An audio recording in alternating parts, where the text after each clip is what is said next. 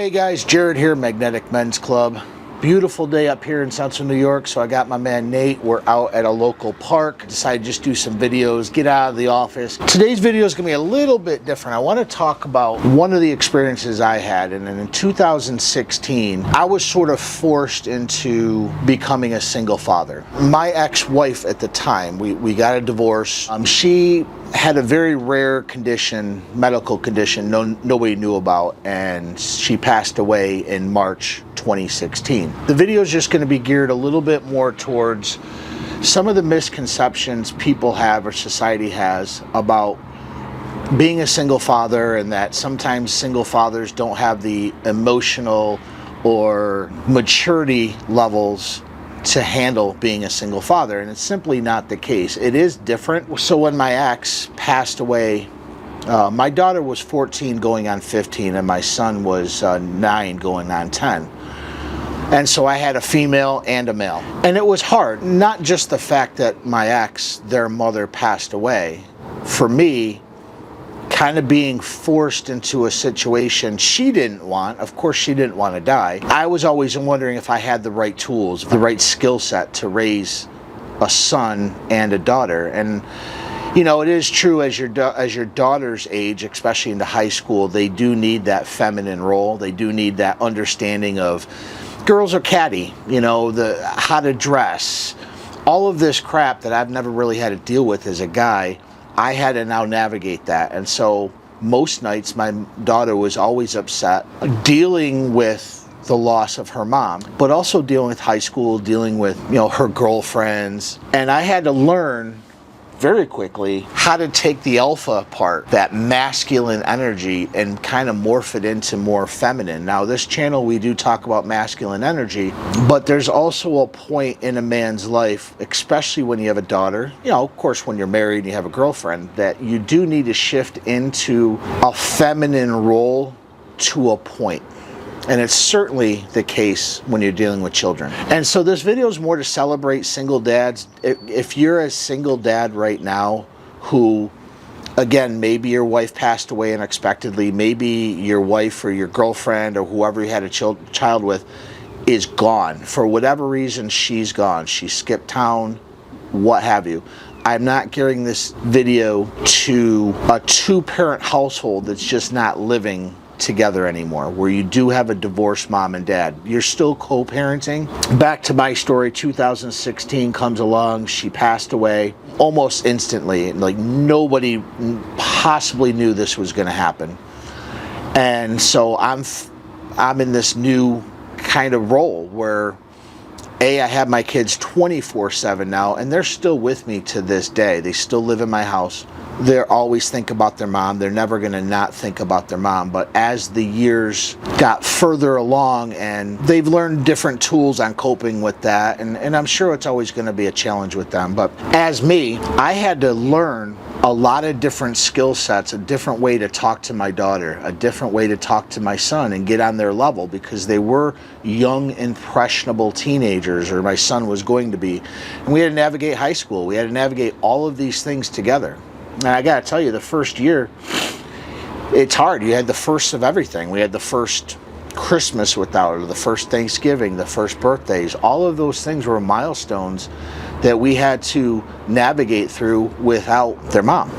And I'm sure I did things differently. She may have done things differently if I had passed away and she became a single mom dealing with this. Because men and women, no matter what society tells you, no matter what this new social norm crap is, we are built differently. I have a different set of guidelines that guide me, and women have a certain set of guidelines that guide them, and it does translate into parenting and how to raise your children. So my parenting style, for good or bad, was my daughter's a little bit more in her masculine. And it's just a function of that's all she knew. For the last 8 years, this is all she's been around with. I didn't bring females into her life. I dated, but I didn't bring in a woman into their life. There were some times where we were going that direction, but then for whatever reason it didn't work out. My daughter is very in her masculine, and it's going to take a very more masculine guy to kind of break that down. But she's also very sweet, and she's also very caring and loving. She takes care of, after her mom on that. She has such a sweet soul. But the tools that she learned from through me, through my guiding, through my teaching, is more on the view of a man. And my son's the same way. Of course, he's a little bit younger. He's 19. I remember 19. We have raging hormones. We just kind of want to hang out with our friends. He has a job, but he just wants to hang out with his friends, and he's still kind of learning his lot in life. And so the misconception that I want to get out there, especially if you're in this situation now, men, maybe again, it's fresh. Something just happened. You can do it. You do have the tools. They might not be the same tools your partner has, and that's okay. Just learning to kind of listen with a different set of ears. I kind of had to listen to my daughter with woman ears. And what I mean by that is I kind of had to listen to what she was saying, womanese, translate it into men talk, and then talk to her back in womanese, because women speak about feelings. They speak about what's troubling them through feeling, not always through logic. Perfect example is, as us as guys in high school, if I have a beef with one of my guy friends, it's not a feeling thing. I don't like him, he doesn't like me, he talked to my girlfriend, we're gonna fight, something like that. It's more on that aggressive side, where women, there's more of a feeling involved. Why would she talk to him? She knows I like him. So it was a different set of ears. I kind of had to learn to listen. And then with my son, getting into his first dating, getting into his first relationship, I was able a little bit better to articulate to him, because I do remember my first breakup. I do remember the first woman I slept with. Flip it, I had to learn all of that about my daughter.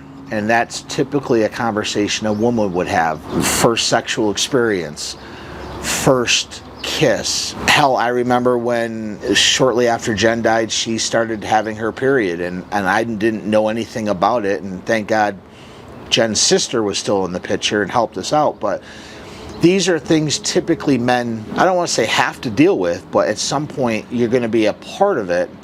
But being a single father, it's 100% on you.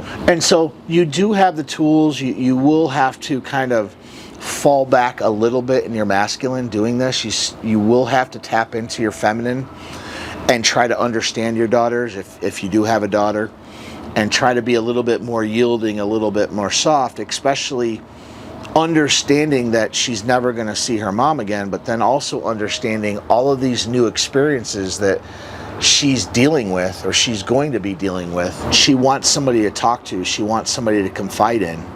And I learned quickly, I didn't have the ability or the understanding to try new techniques with her. I read a lot of books on it. I talked to a lot of people on how do I talk. I did have to go to some therapy on this as well. So learning those tools to communicate to her in a way that was more effective for her helped me. So again, if you are a single man watching this, and it is devastating when, for whatever reason, there's a death. Again, your wife died, girlfriend, they're just gone. They're not coming back. It's on you. It's on you. Everything's going to fall on you. But I do believe God does not give you anything you can't handle.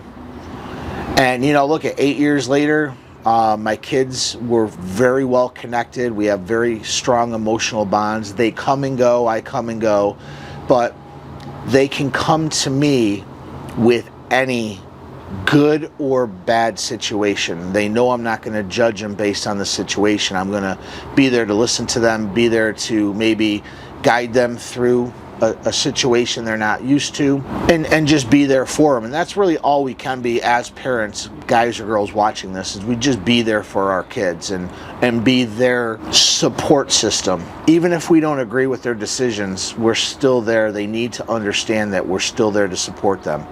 We're still there to be their rock. And so that's a big miscommunication a lot of people have when you are a single father, that you're going to raise kids that are going to be vagrants and end up, your daughter's going to be strippers and stuff because there's not a woman in the picture. And it's just not the case.